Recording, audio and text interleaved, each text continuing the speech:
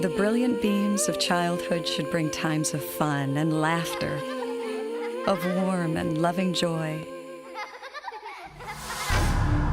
But for some children, trouble throws its shadow across the light, and childhood is lost to darkness and desolation, causing pain which no child's words can describe. And in that whisper of time, childhood, the time to grow and learn to love, is forever gone, leaving instead a turbulent cycle of abuse that can continue for generations.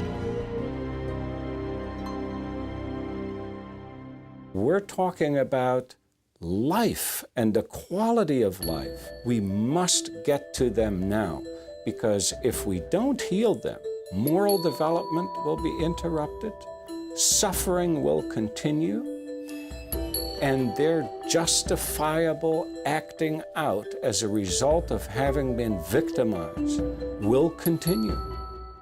It is absolutely critical to begin working with children who have experienced trauma and neglect as soon as possible. They only have their childhood to develop the way that they're going to function in the world. All they know is violence and abuse and unpredictable behaviors, and that's what they're going to exhibit if we don't get to them while they're still children. We want to make sure, number one, that those kids are safe, and number two, that they are given an opportunity to a happy childhood, like all children are deserving of. When I first got here, I felt really sad about myself, angry, because I thought it was my fault that I left my mother and my father. I think it's important for kids to feel loved because, well, they want to feel loved and they wouldn't feel left out, and because they just need somebody to lean on when they're going through tough things.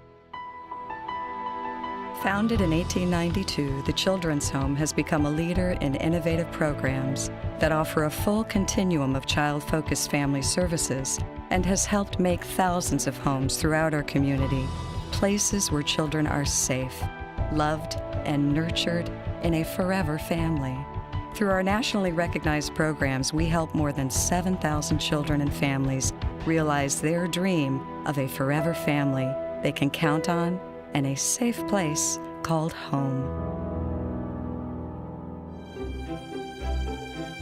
One of the things that the Children's Home has really developed over the last decade is strengthening and supporting families with prevention and early intervention services. So we've really worked hard to be out in the community demonstrating prevention and early intervention by working with children right from birth through our Healthy Families program, all the way through their 18th birthday through a variety of other programs. If it's a school-based program, an outpatient counseling service for a family, if it's our kinship service, that's really keeping families together, our Parents as Partners program that's working with biological families to strengthen them up in a variety of ways. We feel it's really important to strengthen that family while it's together and while the family is open and ready to receive services. We have a core belief that all children deserve a forever family. The family may be that of kinship, it may be an adoptive family, it may be a foster family, it may be the biological family. Our goal is to have them in a family that is going to care for them for the rest of their lives. Because I was so bad, I didn't think anybody really wanted me. This is a boy that was just 8 years old. The system was ready to send him to boot camp because he was so bad. But once he started trusting adults again, you saw a completely different personality come out, and he wanted to be loved. I always thought that grown-ups were like gonna hurt me and like throw me out of their homes. But as soon as I moved to the children's home, it got a lot better. And then as I was there, I met my mom. He asked me to be his mom. The very next day, I signed up to become a foster mom. And I told him, I said, Thomas, I'm gonna do this. I signed up to become a foster mom. And right away, he said, Mom, you're my mom. I do want to have a mom and a dad. I would like someone to have me for the rest of their life, because I don't want to keep changing homes and homes.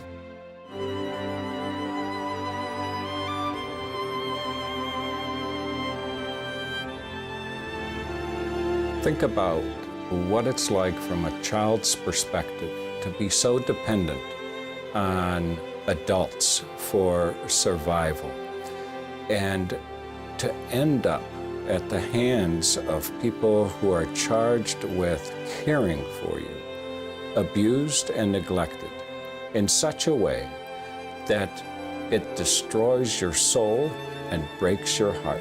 And think about the possibility of we as a society doing nothing about that. That's unconscionable. Before I came here, I was constant runaway, smoking. I was doing things that a normal teenager my age wouldn't be doing. And if I never came to the children's home, I would probably be still doing those same things, or something bad would have happened to me. I was 13 years old when I started at the children's home. I was angry at my parents for not giving me a home. I couldn't trust anybody, I couldn't love anybody, I didn't know how. The thing with the children's home is it gave me a foundation. It gave me a foundation to be able to understand how to trust and how to love. I made a promise to myself when I was 16 years old that one day I was going to have kids, and when those kids came, they would never, ever live the type of life that I lived. I had a very strong foundation growing up with the children's home, and then meeting my wife while I was just fresh out of the children's home. And here I am 21 years later. I am proof that the circle of violence can be broken. Children, by their very nature, should not suffer. They each deserve the joy of childhood. But to a child abused, abandoned, or simply left to wither alone, uncared for, there can be no greater gift than that we give of ourselves. For this is a gift that lives beyond the here and now, beyond each singular child. It is a gift to children yet to come. Your generosity will multiply to infinite treasures of light as it helps love and trust pass on to succeeding generations. But the most important gift of all is the gift you give now.